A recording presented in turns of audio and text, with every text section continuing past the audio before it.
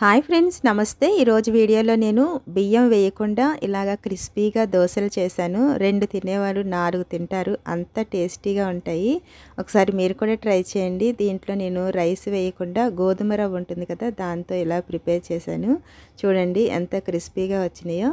చూసారు కదా. ఇప్పుడు ఎలా చేసుకోవాలో చూద్దాం. నేను ఇక్కడ 1 కప్పు మెజర్మెంట్ తీసుకున్నాను. దీంతో నేను ఇక్కడ సాయి మినపప్పు తీసుకున్నాను ఫ్రెండ్స్. అలాగే ఏ కప్పుతో అయితే మినపప్పు తీసుకున్నామో అదే కప్పుతో 2 కప్పుల వరకు గోధుమ రవ్వ ఉంటుంది కదా, బన్సీ రవ్వ, అది వేసుకున్నాను. అలాగే 1/2 కప్పు పచ్చెనగపప్పు, ఒక 1/2 కప్పు వరకు సగ్గుబియ్యం 1/2 టీ స్పూన్ మెంతులు వేసుకోండి. వేసుకున్న తర్వాత వీటన్నిటిని ఒక 2-3 సార్లు కడగండి. కడిగిన తర్వాత మంచినీళ్ళు వేసుకుని మాత్రమే దీన్ని నానబెట్టుకోవాలి. ఎందుకంటే మనము ఈ వాటర్ వేసుకుని పిండి అనేది మిక్సీ పట్టుకుంటాము. నేను ఇక్కడ ఒక 4 గంటల సేపు మాత్రమే నానబెట్టాను.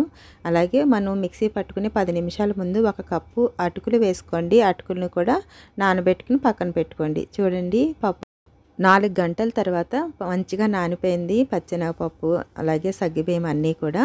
ఇప్పుడు మిక్సీ జార్ తీసుకుని మిక్సీ జార్లో ఎంత అయితే సరిపోతుందో అంత వేసుకోండి. వేసుకున్న తర్వాత మనం నానబెట్టుకున్న వాటర్ ఉన్నాయి కదా, వాటిని దీంట్లో వేసేసుకోండి. వేసుకుని దీన్ని మెత్తగా మిక్సీ పట్టుకోవాలి. చూడండి ఎంత మెత్తగా పట్టుకున్నా, మన దోశలకి ఎలా అయితే మిక్సీ పట్టుకుంటామో అలాగే పట్టుకోవాలి.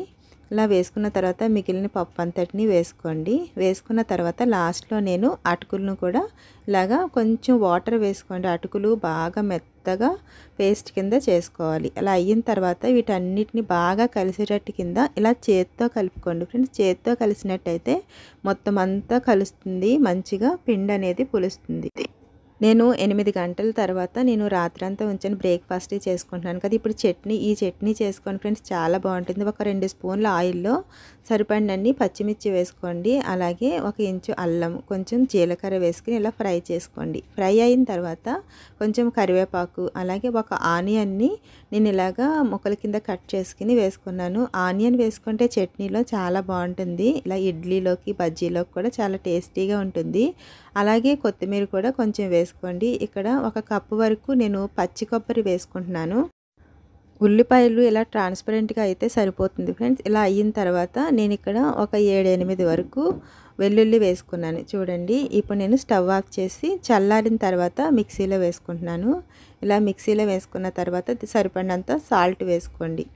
ఇలా వేసుకున్న తర్వాత 1 కప్పు వరకు వేయించిన పల్లీలు, అలాగే వేపించిన శనగపప్పు ఉంటుంది కదా, అది 1 కప్పు వేసుకుని ఫస్ట్ ఇలా మిక్సీ పట్టిన తర్వాత కొంచెం కొంచెం వాటర్ వేసుకుంటూ ఇలాగా మిక్సీ పట్టుకోండి. ఇది బాగా పల్చగా కాకుండా ఇలా మీడియంగా ఉంటే చట్నీ బాగుంటుంది. దోశతో పెట్టుకుని తినడానికి ఇలాగ తాలింపు చేసుకుంటే బాగుంటుంది. ఇలా దీంట్లో నేను పచ్చెనగపప్పు, మినపప్పు, జీలకర్ర, ఆవాలు, కరివేపాకు, అలాగే ఎండుమిర్చి వేసుకున్నాను. 1 స్పూన్ ఆయిల్లో ఇలాగ ఫ్రై చేసుకుని ఇలా తాలింపు చేసుకున్నాను. చూడండి, పిండి మంచిగా పులిసింది కదా. ఇదంతటిని ఒకసారి ఇలాగా కింద నుంచి కలుపుకోండి. ఇలా కలిపిన తర్వాత మనకి ఎంతైతే సరిపోతుందో టిఫిన్కి అంతా ఒక గిన్నెలోకి వేసుకున్నాను. వేసుకున్న తర్వాత 1/4 టీ స్పూన్ వరకు సాల్ట్ వేసుకుని ఒకసారి ఇదంతా కలుపుకోండి.